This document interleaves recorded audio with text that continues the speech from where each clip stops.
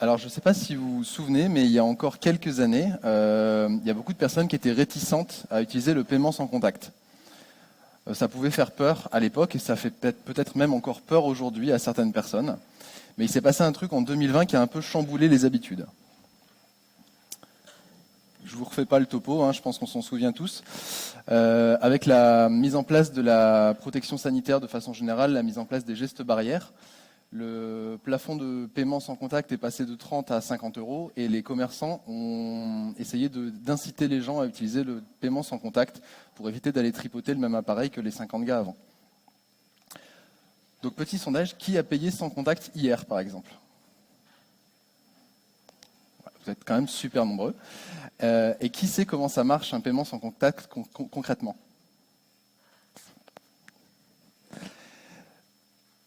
Et oui, ça reste quand même une grande question, même si on sait globalement comment ça marche. On va avoir un appareil qui va chapeauter globalement la transaction et votre carte. Donc votre carte, en fait, elle n'a pas d'alimentation propre en elle-même. C'est le champ magnétique de l'appareil de paiement qui va alimenter la carte et qui va permettre de discuter entre cet appareil de paiement et la carte directement. Mais alors comment la carte, elle va donner des informations au terminal de paiement? Et surtout, comme on parle de paiement sans contact, on va parler de paiement en NFC. Est-ce qu'on n'aurait pas tous un appareil dans notre poche qui a une antenne NFC et qui est assez facile à programmer, comme un téléphone Android par exemple? Bonjour à toutes et à tous, je m'appelle Antoine Robier et voici Loïc Fallon. On travaille chez Worldline, on est développeur mobile. Donc Worldline, c'est une société qui est assez connue pour les aspects paiement, mais nous on fait partie d'un développement qui fait que du développement mobile. Donc on a un produit chez Worldline qui s'appelle l'Open Payment, que vous connaissez peut-être pas parce qu'il est surtout déployé à Lyon et à Dijon, mais vous avez une solution un peu similaire, on a constaté ça ce matin à Rennes, c'est le fait de pouvoir valider un transport en commun, un voyage dans un transport en commun avec sa carte bancaire directement. Donc sa carte bancaire devient son titre de transport. Et nous, au niveau de notre département mobile, on a développé du coup l'application pour les contrôleurs qui viennent dans les transports en commun pour contrôler les gens avec leur carte bancaire directement. Donc on va voir aujourd'hui comment on peut faire communiquer son smartphone et sa carte de crédit, ou peut-être plus intéressant, son smartphone et la carte de crédit de quelqu'un d'autre, mais bon ça on y reviendra après. Bon alors Loïc, les échanges bancaires, tout ça, les paiements sans contact, c'est un peu le cirque, on fait ce qu'on veut en fait. Pas du tout. Tout ça, c'est un ensemble normé. Est-ce que tu connais l'ISO 1443 ou le norme MV? Truc qui parle à tout le monde. Moi, ouais, un petit peu, mais les gens dans la salle, je suis pas sûr. Donc, si tu peux nous résumer un peu tout ça. On va faire le tour de tout ça. D'abord, on va passer par l'ISO 1443. Donc, à ne pas confondre avec la norme 1443 de 1978, qui est la détermination de la teneur en matière grasse totale dans un produit à base de viande. Ouais, ça n'a rien à voir. Rien à voir. Donc là, on parle d'un standard international de communication sans contact et tout ce qui est protocole d'échange. Donc, ça va être comment est fait votre carte et comment elle fonctionne. Donc, ça se caractérise en 4 couches. La couche physique, donc comment est fait la carte. L'interface de fréquence radio, donc l'émission. L'activation et l'anti-collision, donc le fait de pouvoir communiquer avec la carte et qu'il n'y ait pas d'autres cartes qui viennent parasiter. Et le protocole de transmission. Donc là, c'est ce qui va nous intéresser, c'est communiquer avec la carte. Et ce qui va surtout t'intéresser, toi, développeur Android, c'est que c'est compatible NFC et RFID. Trop bien. Bon, par contre, pour la lecture de carte, on va se focus sur le MV. Simple. Le MV, c'est quoi? C'est un autre standard international de sécurité. Et là, ça tire son nom de ses organismes fondateurs, Europay, Mastercard et Visa. Ça a été rejoint après par Amex et UnionPay. Donc, c'est des organismes bancaires qui se sont mis d'accord pour avoir des cartes qui auront le même format. Donc, une carte, vous pouvez imaginer ça comme un grand tiroir avec des dossiers dedans. Et ces dossiers, on appellera ça des schémas. Et donc, les organismes se sont mis d'accord. Et pour récupérer des informations dans les cartes, ça va fonctionner pareil pour une carte Visa, Mastercard ou Europay. À peu de choses près, puisque sur le sans contact, on a Visa et Mastercard qui ne sont pas exactement mis d'accord. Et donc, on aura des traitements différents. Les caractéristiques de l'EMV, ça va être l'interopérabilité internationale. Donc, le fait de pouvoir utiliser votre carte bancaire dans la boulangerie du coin ou à l'étranger de la même manière. C'est vachement bien ça. Ça, c'est cool. La vérification et le chiffrement pour garantir des paiements sécurisés. Et la gestion du multi-application. Donc le multi-application, votre carte va comment dire ça votre carte peut contenir plusieurs applications, telles que CB, Visa, Mastercard, ou alors des applications qui sont plus des cas d'usage. Donc par exemple du paiement sans contact, du paiement en ligne, du portefeuille électronique. Et au lieu d'avoir une carte pour chaque application, vous allez avoir une carte avec un ensemble d'applications. Donc le MV, c'est assez cool. Maintenant, on va voir comment récupérer des informations. Donc pour récupérer des informations sur des cartes EMV, on va utiliser des commandes APDU. Donc pour les commandes APDU, on va y revenir après. Et c'est ces commandes qui vont nous permettre de récupérer différents types d'informations, tels que le PAN, la date d'expiration, les transactions ou le facteur de forme. Le facteur de forme, ça va être donc si le support utilisé est un smartphone, une carte, une smartwatch, ou alors plus original, une console de jeu ou un frigo. On n'a pas ramené de frigo pour la démo, dommage. Et donc les commandes APDU, elles vont nous retourner une réponse assez simple au format TLV. Celle-là, je n'explique pas, tout le monde la comprend. Bon, je le fais quand même. Donc TLV, c'est pour Tag Length Value, c'est-à-dire qu'on va avoir en réponse un tableau de bytes et que le premier byte sera le tag, le second la length et la troisième partie sera la value définie sur la length précédemment évoquée. Donc là, par exemple, on a le tag 111 qui aura une value de 42 et les... Une longueur de 42. J'ai dit quoi? Une value. Effectivement. Une longueur de 42 et les 42 prochains bytes seront la valeur du tag. Là, je pense qu'on a fait le tour en termes de normes et de format. C'est beaucoup plus clair, Loïc. Parfait. Merci pour toutes ces informations très précises. Maintenant, on va parler d'un point clé dans absolument tout, c'est la communication. Donc Loïc nous a mentionné que le dialogue entre la carte et le terminal se faisait avec des commandes APDU. Alors, qu'est-ce que ça veut dire APDU, APDU, c'est pour Application Protocol Data Unit, avec l'accent, mais ça vous avance toujours pas beaucoup. Donc, en fait, quand on va envoyer une requête APDU, on va envoyer une suite d'octets, qui ont une signification précise, et on va récupérer en réponse une suite d'octets avec les 2 derniers octets qui vont être un statut, un peu comme un code HTTP. On va y revenir. Comme c'est un peu abstrait expliqué comme ça, je vais vous montrer un exemple. Donc ça, c'est un exemple de requête APDU qu'on pourrait envoyer à une carte. Le premier octet, ça va être la classe d'instruction. Le second, le code d'instruction. Ici, l'ensemble, ça fait 00 à 4, c'est pour faire un select. Donc c'est un peu, je vais revenir souvent sur l'analogie, comme quand on fait de l'HTTP, le get, le post, là on envoie un select en faisant 00 à 4 en header de la commande APDU. C'est pas très important, retenez juste que les 2 premiers octets, c'est vraiment ce qui va définir le type d'instruction qu'on va envoyer. Il en existe donc plusieurs sortes. Là, j'ai mis quelques exemples. Le select 00 à 4, on peut faire un 00B2 pour faire du read records. Bref, ça ne va pas vous parler. J'essaie de vulgariser un petit peu parce qu'on n'a pas forcément trop le temps d'en parler ici. Mais voilà, retenez juste que c'est pour le type d'instruction. Les 2 octets qui vont suivre, ce sont des paramètres. C'est des choses qui sont obligatoires à passer, qu'on va retrouver dans les documentations en s'appelant P1 et P2. Ça n'a pas trop d'importance là, nous, pour le dialogue très simple qu'on va faire avec notre carte, donc j'y reviens pas trop. Si ça vous intéresse, allez voir la doc ou on en discute plus tard si vous voulez. Donc là, les 4 que je vous ai montrés, c'est vraiment ce qui est obligatoire pour envoyer une commande APDU. La suite, si vous la passez, il faut que vous passiez tout ce qui va suivre derrière, mais par contre, vous pouvez ne passer que ces 4 premiers-là. Si on passe une suite, on a la longueur de la donnée qu'on va envoyer, tout d'abord. Donc là, la donnée va faire 0E. 0E, ça fait combien ? Pardon ? 14. C'était pas loin. Donc pour reprendre le parallèle avec quelque chose que vous maîtrisez, l'analogie de tout à l'heure, les requêtes HTTP, c'est le content length. En gros, on va dire, ce qui va suivre, ça fait 14 octets. Je ne détaille pas le contenu de la data. En gros, là, c'est la chaîne de caractères qui est ici, qui est transformée en tableau de bytes. Je vous laisserai recompter, ça fait bien 14. Et on envoie ce body-là, du coup, à la suite. Et le petit dernier, c'est la longueur attendue de la réponse. Ce n'est pas un paramètre qui est obligatoire. Alors là, je n'ai pas assez potassé la doc pour vous dire pourquoi exactement on est obligé de passer le 0 pour que ça fonctionne. Mais je vous laisserai regarder aussi. Si vous comprenez, on pourra en discuter. Et voilà, la requête complète qui, au final, reste quand même assez plus digeste peut-être que quand vous l'avez vu tout à l'heure. Concernant le format de la réponse, on a juste un body qui est ici. Et ce que je disais tout à l'heure, c'est les 2 derniers bytes qui vont correspondre au statut de la réponse, comme en HTTP où on va avoir un code 200, un code 403. Et ici, on a 90.00 qui correspond logique à un code OK. Voilà, tout s'est bien passé.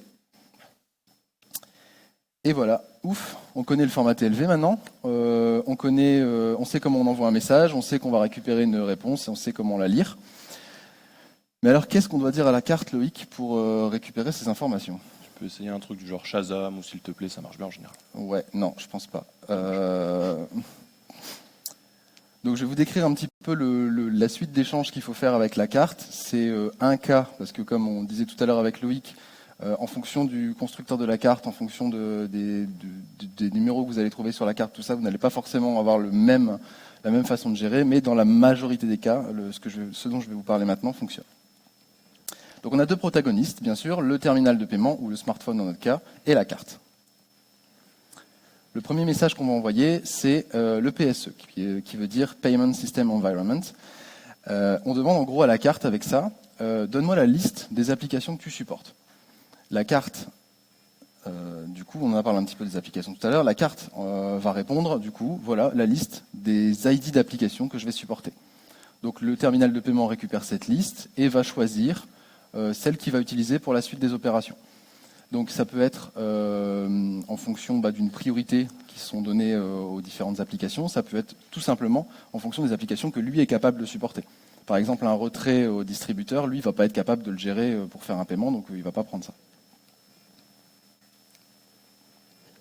Là, pour notre démo, nous, on prend le premier de la liste qui nous renvoie, et on va envoyer un select, donc le type de requête qu'on a vu juste avant, en donnant en body, si vous vous rappelez le format des commandes APDU, l'identifiant de l'application qu'on a choisi.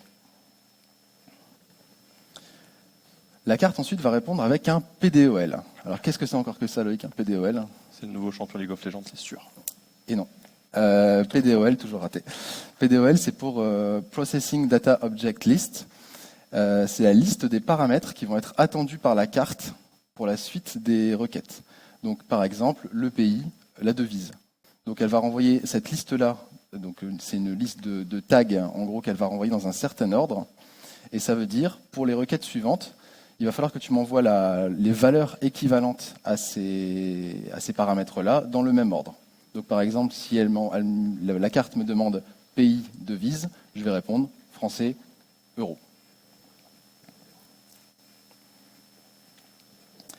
Donc voilà, ensuite on va envoyer une requête qui s'appelle le Get Processing Options avec en body ces informations sous forme de tableau de bytes de la même façon que précédemment.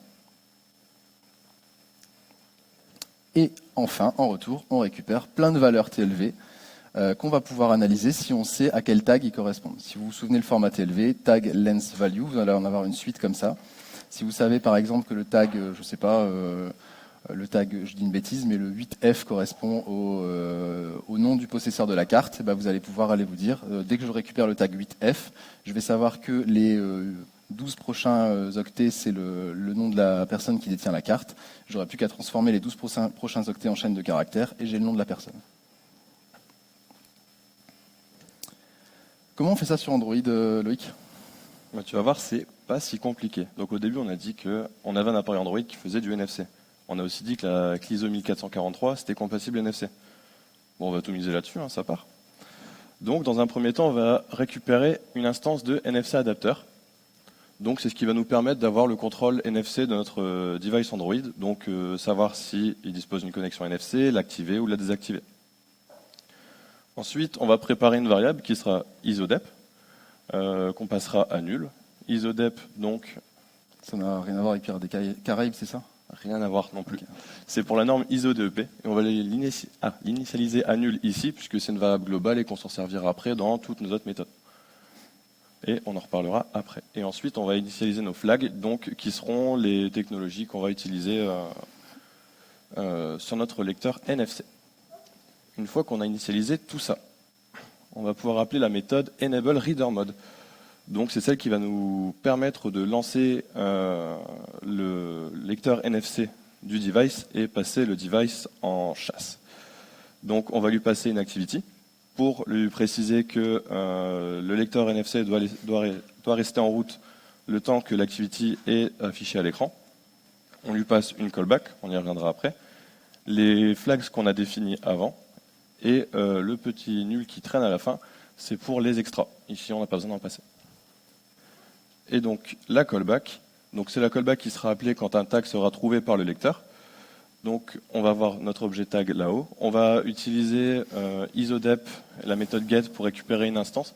Donc, isodep, c'est ce qui va nous permettre de créer un tunnel, de créer une connexion avec notre tag et de pouvoir communiquer avec lui. Donc, avec la méthode connect, on va se connecter à ce tag. On va lui passer une timeout pour éviter qu'on reste connecté à un tag qui est potentiellement nul et qu'on puisse enchaîner rapidement. Et ensuite, on va utiliser la méthode sendCommand. Et la méthode sendCommand, du coup, c'est une méthode custom qui prend en paramètre un byte array et qui retourne un byte array. Donc le byte array en paramètre, ce sera notre commande APDU, donc qu'Antoine nous a décrit auparavant, et qui nous retournera un byte array qui sera la réponse de la carte. Et donc pour ce faire, on a juste à récupérer notre instance isodep qu'on aura initialisée avant, utiliser la méthode transive, et dans le let, on va récupérer notre réponse, et on passera dans la méthode evaluateResponse pour supprimer les headers et ce genre de choses. On ne détaille pas ici, mais effectivement, evaluateResult, c'est juste ce qui va supprimer le statut, vérifier que c'est bien un statut OK, qui va lancer une exception sinon, mais voilà, c'est globalement du calcul sur la réponse APDU. Exactement. Et du coup, ce schéma, vous pouvez le reproduire en prenant en compte le schéma qu'Antoine a fait auparavant avec les différents échanges et les différentes commandes. Et juste comme ça, vous communiquez avec votre carte.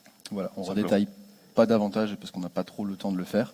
Mais si vous reprenez exactement le schéma que j'ai précisé avec cette stack technique ici, vous allez pouvoir, comme on va vous le montrer, lire des informations de pas mal de cartes.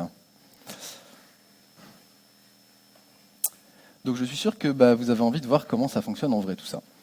Donc on a préparé une petite démo.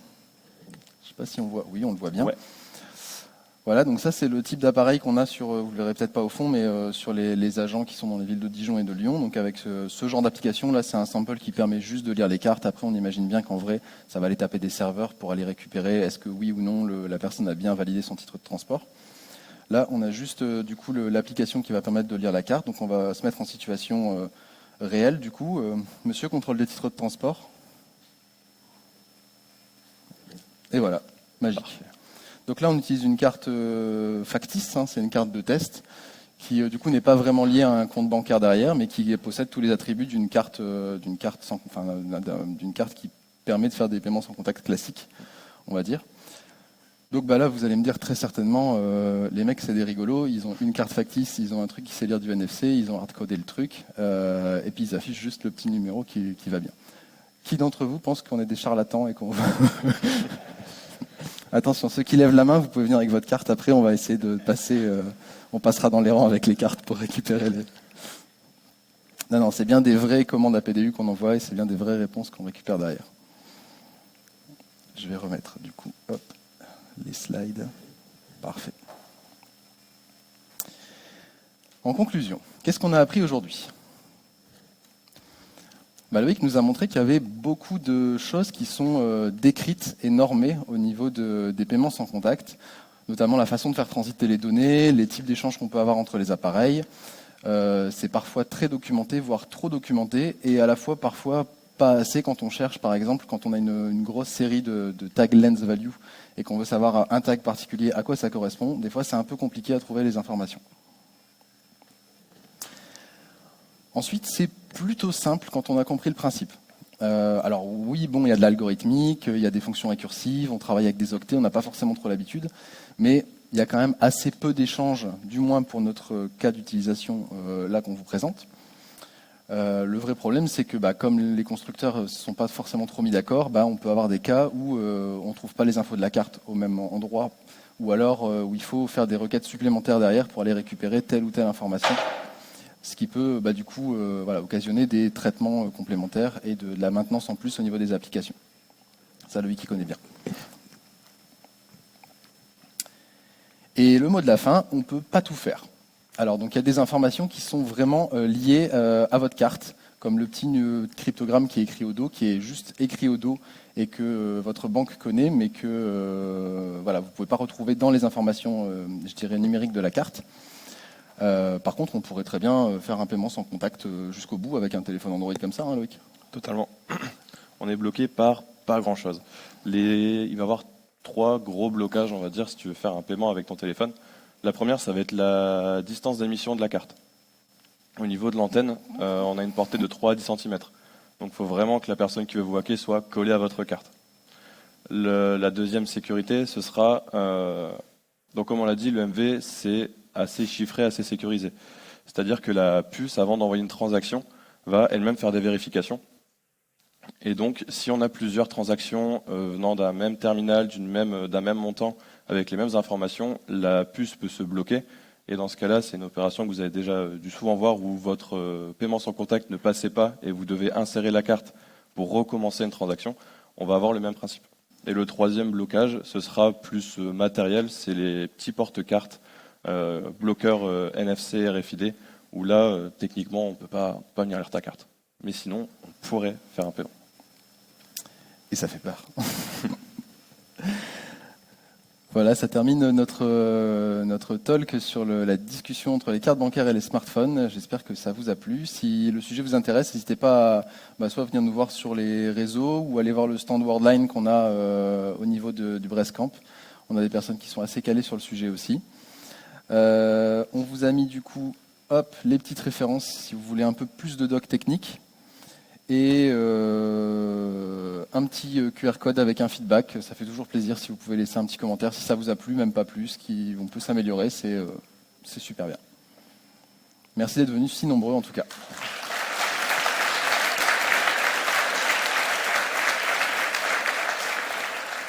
Et il nous reste 2 minutes pour les questions. On en a une ici. Ouais, merci pour ce talk. Alors j'avais une question plus peut-être sur le NFC que sur les paiements sans contact, mais c'était pour savoir si la communication entre le mobile et la carte était chiffrée ou pas dans le protocole NFC sur le layer physique. Tu veux répondre, Loïc, ou ça va dépendre en fait des échanges. Par défaut, non. Après, ça va dépendre des types de techno, parce que là, on parle de cartes bancaires, mais on peut communiquer en NFC avec plein de trucs, en fait. Il y a des espèces de trucs RFID, là, les cartes qu'on peut écrire et lire dessus aussi. Il va y avoir pas mal de technologies. Même les cartes Calypso, des cartes de transport, certaines cartes de transport, on pourra les lire et des informations dessus aussi. D'accord, donc du coup, en fait, c'est pas sur le protocole NFC directement, c'est à réimplémenter sur la couche applicative le chiffrement. Il n'y a pas dans NFC Non, tu peux lire et écrire, ça passe.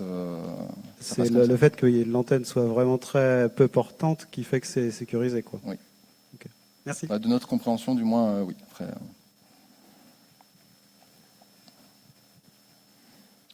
on va permettre une petite photo avec les gens. Bonjour, merci pour la présentation. Ouais, je suis là. Ouais, ça marche. Oui, ça paraît vachement bas niveau au niveau du code. Est-ce qu'il y a des API est-ce que c'est intégré au niveau du SDK ou des API tierces qui permettent, par exemple, d'appeler tout simplement lis la carte et il te renvoie directement tous en s'abstrayant de tous ces contrôles de bas niveau. C'est une bonne question. Alors, il y a des projets open source sur ça.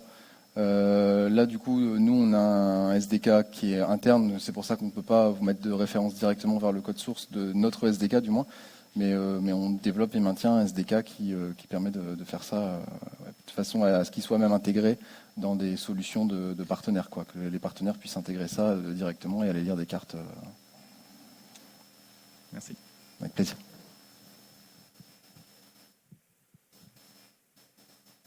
Là-haut.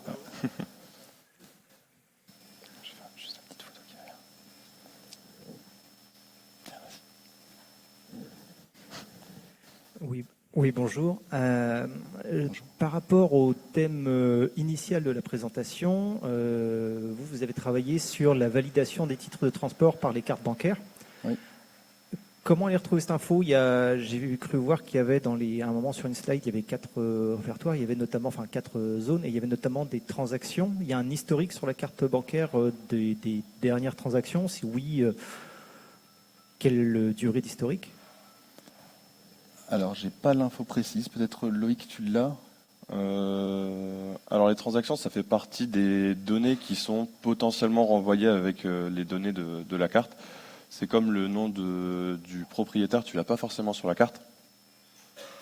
Après, on a pu voir que on peut retrouver une partie des transactions au niveau de jusque quand ça remonte, je ne saurais pas dire. La liste des transactions, en tout cas, il y a des cartes qui le retournent directement. Par contre, ouais, la durée de validité, je sais pas. Ça, pour le coup. Mais tu retrouves des informations comme le montant et la personne chez qui tu as réglé. C'est à peu près tout en termes d'informations sur les transactions, il me semble. Merci beaucoup. Et si vous avez d'autres questions, je pense que vous pourrez les poser après sur leur stand. Merci beaucoup.